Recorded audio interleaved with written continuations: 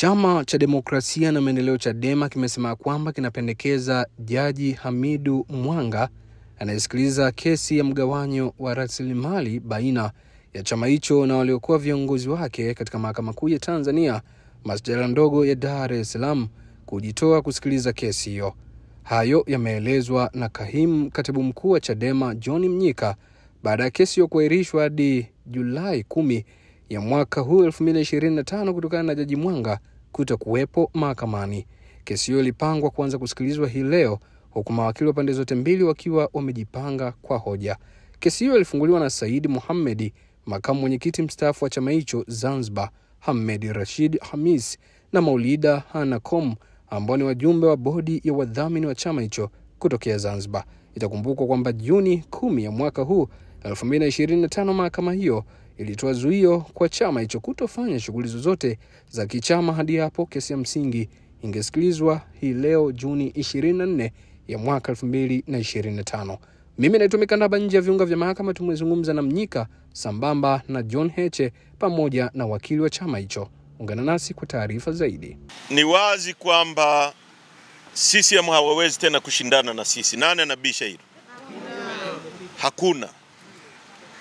Walimkamata mwenyekiti wetu, wameunda vyama vibaraka vya kutumia, walitumia baadhi ya watu tuliokuwa nao kujaribu kupasua uongozi wetu, lakini bado wanataka watumie mahakama kuzuia shughuli halali za kisiasa za kwetu, kwa sababu wao hawawezi tena kushindana na sisi. Sasa hiyo ni hatua ya mwisho kabisa ya watu walioshindwa kufanya siasa. Ukweli ni kwamba tunaungwa mkono sana kuliko kipindi chochote, na nyie mnajua. Kwa kama alivyosema katibu mkuu, shughuli nyingine zote za kisiasa za chama chetu ziendelee. Wenye viti wa mikoa mlioko hapa, wenye viti wa kanda, viongozi wengine wote, msitumie rasilimali za chama. Lakini kama tunavyojua chama chetu siku zote watu wanajichangisha.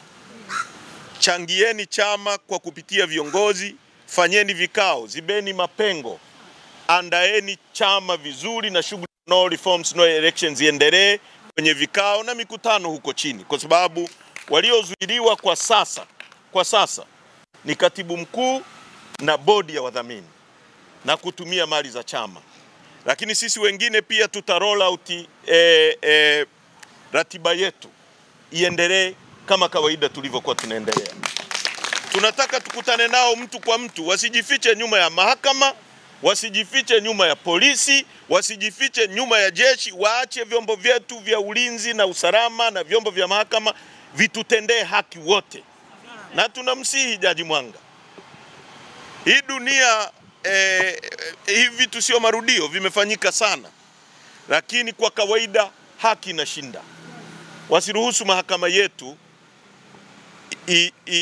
iwe mahakama isiyoaminika, kwa sababu matendo kama haya yanaondoa imani ya watu kwa mahakama, na they are pushing us too hard. Wanatusukuma sana ili waseme tunafanya contempt, ili waseme tunadharau mahakama. Lakini nataka niwaambie, dunia imetufundisha kwamba inapobidi utadharau na utashindwa kuheshimu kitu ambacho ni dhuluma. Wakoloni walitunga sheria ya kuuza na kununua binadamu. Ilikuwa sheria halali kwa wakoloni. Kama watu wasinge defy hiyo sheria, ingekuwepo mpaka kipindi hiki. Ilikuwa ni sheria halali kwao. Wazungu wakati wa ubaguzi wa rangi makaburu wa Afrika Kusini walikuwa wanabagua watu kwa mujibu wa sheria, kwamba mtu mweusi sio binadamu. Wakatenga mpaka njia na shule kwamba hizi ni za watu weusi, hizi ni za watu weupe.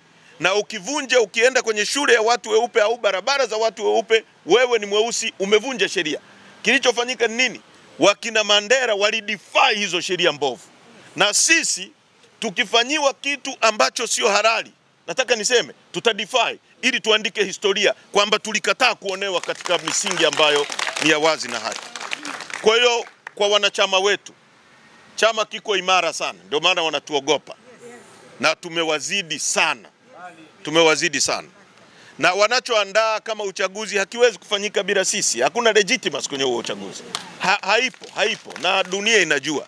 Na ndio maana hata wale vikaragosi walioundwa Shughuli zao zimekuwa ni mbili tu. Wanaita press conference wakiwa wanapokea mwanachadema.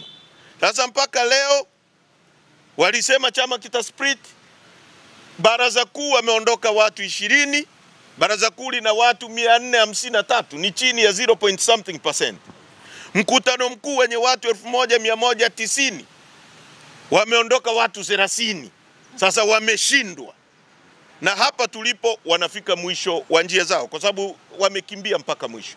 Kwa hiyo ndugu zangu, tusiogope, tuwe imara. Sisi viongozi tuko imara na tutazungumza hivi karibuni kwa baadhi ya mambo ambayo yametokea na kuroll out program ambayo inaendelea. Lakini tuna mipango mizuri na wanachama wetu wale wote mnaotusikia kwa nchi nzima, endeleeni kufanya shughuli za chama. Vikao viendelee.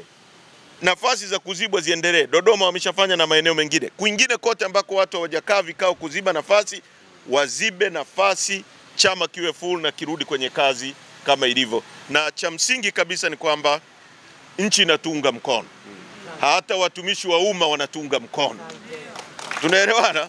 Kwa sababu na wao wamechoka kuwa kwenye mazingira ya kuonewa na watu ambao wanaharibu nchi yetu. Asanteni sana. Mungu awabariki sana. Polisi wa nchi kuvunja sheria ni mara nyingi sana. Hata wamekuwa wakisema kwamba wanatoa vibali. Hakuna sheria inayosema polisi atoe vibali. Kwa jeshi la polisi ambalo kuna impunity kwenye nchi linatumiwa na wanasiasa, you expect anything kutoka kwao. Lakini amri iko wazi na inajieleza, na hata wewe ukisoma utaielewa, na hata ukiweka kwenye Google Translation itakuambia hata kama Kiingereza hujui kwamba amri inasema hivi na hivi na hivi. Kwa hiyo ni kitu ambacho kiko wazi. Kwa hiyo kwa polisi wetu kuvunja sheria, hivyo ni vitu vya wazi, na ndio maana tunataka tushinde nchi hii, tuondoe impunity hii. Mahakama zitende haki, polisi watende haki, kila mtu awe, CCM washindane wao. Washindane wao, wasitangulize polisi kama ngao, wasitangulize mahakama kama ngao. Ndio hicho tulichosema. Kwa hiyo polisi wanawekwa mbele kama ngao siku zote kulinda CCM ambayo imekufa completely. Asante.